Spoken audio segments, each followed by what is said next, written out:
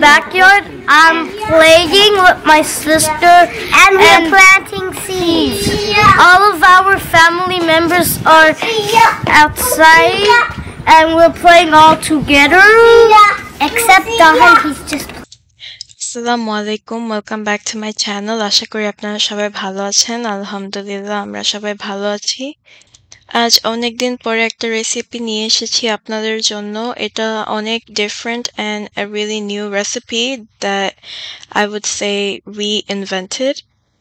আপনাদের সাথে এই রেসিপিটা আমি শেয়ার করব। আশা করি আপনাদের কাছে ভালো লাগবে। আজ বাচ্চারা অনেক ডিমান্ড করছিল যে স্পাইসি পপকর্ন খাবে, সো বাড়িতে অলরেডি ছিল আর এটাকে আমি ভেজে নিয়েছি। অ্যাকচুয়ালি হিট আপ করে নিয়েছি, এটা অরিজিনালি ব্যাগের মধ্যে ছিল, এটাকে হিট করে আমি বের করে নিয়েছি আর বাচ্চাদেরকে দিয়ে দিলাম এটা খেতে। ওরা এটা অনেক পছন্দ করে আর আমরা বড়রাও অনেক পছন্দ করি। সো চলেন আপনাদেরকে আমি আমার রেসিপিটা দেখাই। এখানে একটা প্যান নিয়েছি, এটার মধ্যে একটু তেল দিয়ে দিলাম।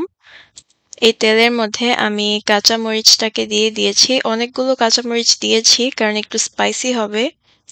সাথে পেঁয়াজ কুচি দিয়ে দিয়েছি, এই দুটাকে ভালো করে ভেজে নিব। সো এখন যেগুলো জিনিস আমি ভাজবো এগুলো সব কিছু আমি ব্রাউন করে নিব। এখানে বেশি মরিচ হচ্ছে অপশনাল। আমি আদা কুচি দিয়েছি, সঙ্গে রসুন দিয়ে দিয়েছি, এটাকেও ভালো করে ভেজে নিব। সো এইখানে যা আমি ভাজবো এইগুলোকে আমি ফার্স্ট ব্লেন্ড করে নিব। সো এটাকে ভালো করে আমার ব্রাউনিশ করে নিতে হবে in order for me to blend this. এখন দিয়ে দিচ্ছি কাজু বাদাম, এটা অপশনাল না, এটা মাস্ট, এটা দিতেই হবে এই টেস্টটা পাওয়ার জন্য। So talking about this recipe, এটা হচ্ছে একটু ভিন্ন। দিয়ে দিয়েছি রেজিন। সো অনেকদিন ধরে বাড়িতে রান্না করা হয় না কারণ আমাদের সবারই এখনো মন খারাপ। বাড়িতে যা ছিল সেটা দিয়ে চালিয়েছি। টমেটো কুচি দিয়ে দিয়েছি।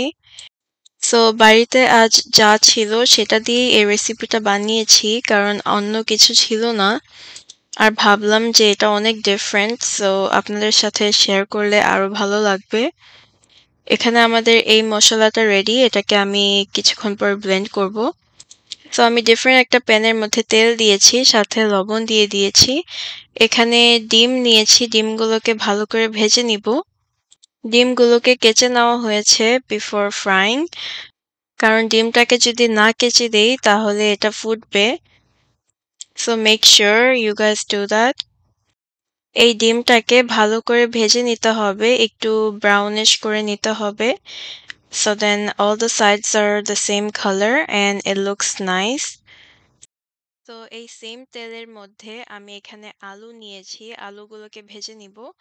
আর হচ্ছে আলুগুলো সেম সাইজের নেওয়া হয়েছে, সাথে এখানে ফুলকপি নিয়েছি, সেম তেলের মধ্যে আমি ভেজে নিচ্ছি। সো ফার্স্ট আমি সবকিছু ভেজে নিয়েছি, তারপরে এটাকে আমি তুলে নিব। অ্যান্ড সো এখানে হচ্ছে সেই মশলাটা যেটা আমি ফার্স্ট ভেজে নিয়েছিলাম সেটাকে আমি ব্লেন্ড করে পেস্ট করে নিয়েছি। এই পেস্টটা দিয়েই আমি রান্নাটা করব। এখানে দিয়ে দিচ্ছি গরম মশলার গুঁড়ো, একটু বেশি করেই দেওয়া হয়েছে। এটা হচ্ছে ভাজা ধনে জিরে গুঁড়ো। সো সবকিছুই আজকে ভাজা ইউজ করা হয়েছে। এই মশলাটাকে ভালো করে মিক্স করে কষিয়ে নিতে হবে। সো মশলার মধ্যে এগুলোই ছিল আজকের জন্য, আর কোনো মশলা ইউজ করা হবে না এই রেসিপির জন্য। দ্য মেইন পয়েন্ট ইজ এটা খেতে রোস্টের মতো লাগবে। এটা হচ্ছে ডিম আলু ফুলকপির রোস্ট। এইটা খেতে যা মজা হয়েছে না, এটা অনেক মজা। খুবই সিম্পল ছিল, শুধু ভাজার পার্টটাই একটু ডিফিকাল্ট ছিল কারণ অনেক কিছুই ভেজে নিতে হয়। সো মশলা এখানে কষানো হয়ে গেছে আর দেখুন অনেক সুন্দর একটা কালার এসেছে। সো এটার মধ্যে এখন এখানে ভাজা আলু আর ভাজা ডিম আছে, এটাকে আমি দিয়ে দিব মশলার মধ্যে। আলু আর ডিমটা হচ্ছে একই রকম দেখাচ্ছে বিকজ এটা একই সাইজের।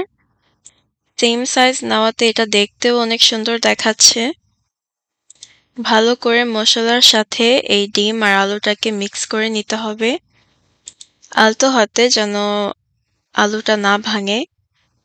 আমি ফুলকপিটাকেও অ্যাড করেছি আর মিক্স করে নিয়েছি। সাথে আমি মিল্ক অ্যাড করেছি, about 1 কাপ মিল্ক।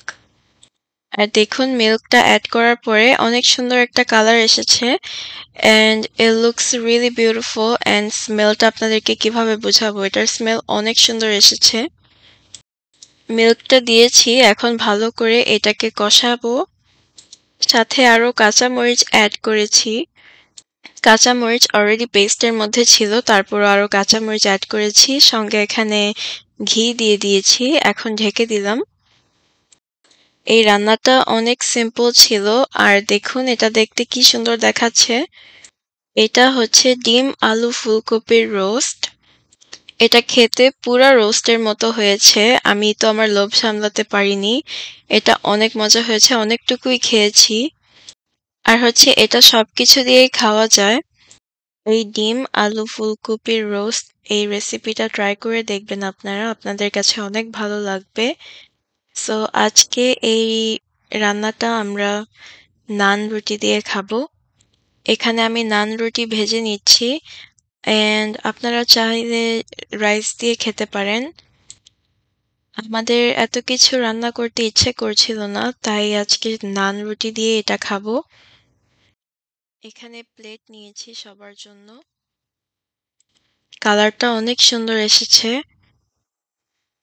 সাথে নান রুটি। এটা ছিল আজকে আমাদের দুপুরের লাঞ্চ। সাথে ভর্তাও নেওয়া হয়েছে খাওয়ার জন্য। এই নান রুটি দিয়ে এই ডিম আলু ফুলকপির রোস্টটা খেতে অনেক মজা লেগেছে। I won't lie, this tasted really good. এটা অনেক মজা লেগেছে। It tastes like roast. মনে হচ্ছে যে আমি চিকেন রোস্ট খাচ্ছি, আর সবকিছু অনেক সুন্দরভাবে রান্না করা হয়েছে। এই রেসিপিটা বানিয়ে যেই খাবে এটা বারবার খেতে চাবে, এটা এত মজা হয়েছে।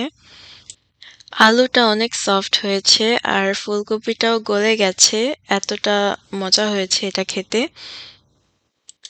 আর হচ্ছে এই রোস্ট দিয়ে পোলাও খেতে অনেক মজা লাগবে, আর আমি এখানে তাহানকে খাওয়াই দিচ্ছি, সাথে আমরাও খেয়ে নিচ্ছি। আলহামদুলিল্লাহ, খাবারটা খেতে অনেক মজা হয়েছে। আপনারা অবশ্যই এটা ট্রাই করে দেখবেন, আপনাদের কাছেও ভালো লাগবে। তো বিকালে আমরা বাহিরে এসেছি, এখানে গার্ডেনটাকে একটু পরিষ্কার করব। তো এই গার্ডেনের ভিডিওটা হচ্ছে আমি আরো আগে করেছিলাম। এই গার্ডেনিং এর ভিডিওটা হচ্ছে আরো 2 সপ্তাহ আগের। বাচ্চাদেরকে নিয়ে বের হয়েছি, আর ওয়েদারটা অনেক কোল্ড ছিল। নিসা লাবিব অনেক আপসেট ছিল যে ওদেরকে আমি ভিডিও করি না, তাই ওদেরকে আজকে একটু ভিডিও করলাম। ওরা বলছে যে ওদেরকে আমি কখনো ভিডিওতে দেখাই না। তো I present to you guys Nisa, Labib and তাহান। ওরাই হচ্ছে বাড়ির সবচেয়ে বড় মানুষ। এখানে হচ্ছে এগ শেল, বানানা পিল আর হচ্ছে চা পাতা। এটাকে ড্রাই করে নিয়েছি, আর এটা আপনাদেরকে আমি ব্লেন্ড করে দেখিয়েছিলাম আমার ভিডিওতে। তো এটা ব্লেন্ড করার আরো কিছুদিন আগের ভিডিও ছিল। আর এখানে অনেকগুলো সিডস লাগানো হচ্ছে। এবার হয়তো একটু দেরি হয়ে গেছে এই সিডগুলো লাগানো, কারণ আসলে দেরি হয়নি, কারণ ওয়েদারটা অনেক খারাপ যাচ্ছে। একদিন ঠান্ডা একদিন গরম, একদিন ঠান্ডা একদিন গরম, এরকমই চলছে প্রতিদিন। তো যেদিন গরম ছিল সেদিনই অনেক কাজ করেছি গার্ডেনের, আর এখানে দানাগুলো তো লাগিয়ে নিচ্ছে। আর এখানে প্রতিটা ব্যাগের মধ্যে অনেকগুলো করে সয়েল, সো এখানে অনেক কিছু বোনা যাবে। এখানে যে বিচিগুলো নেওয়া হয়েছে এগুলো হচ্ছে গত বছর আমাদের গাছে যা হয়েছিল সেগুলো। সো আমাদের বাগানের ভেজিটেবলস গুলো মানে কিছুটা ড্রাই করা হয়েছিল, সেই দানাগুলোই লাগানো হচ্ছে। ইনশাআল্লাহ আশা আছে যে এই বছরও অনেকগুলো সবজি হবে, আর এইগুলো আপনাদের সাথে শেয়ার করব ইন দ্য নিয়ার ফিউচার। এখনো ওয়েদারটা অনেক খারাপ যাচ্ছে। It's been really windy for the past 2 days. So বাইরে যাওয়া হয় না, আর অনেক বৃষ্টিও পড়ছে, তাই আপনাদেরকে দেখাতে পারছি না। এখানে নিসা লাবিব তাহান, they are in their own world. Look how cute they are dancing. আর হচ্ছে এখানে ঢেঁড়সের সিড। সব ধরনের সবজি লাগানো হচ্ছে, এখন যেটা আগে হবে সেটাই আপনাদেরকে আগে দেখাবো। তো আজ এই পর্যন্ত। আশা করি আজকের ভিডিওটি আপনাদের কাছে ভালো লেগেছে। আল্লাহ হাফেজ, আসসালামু আলাইকুম।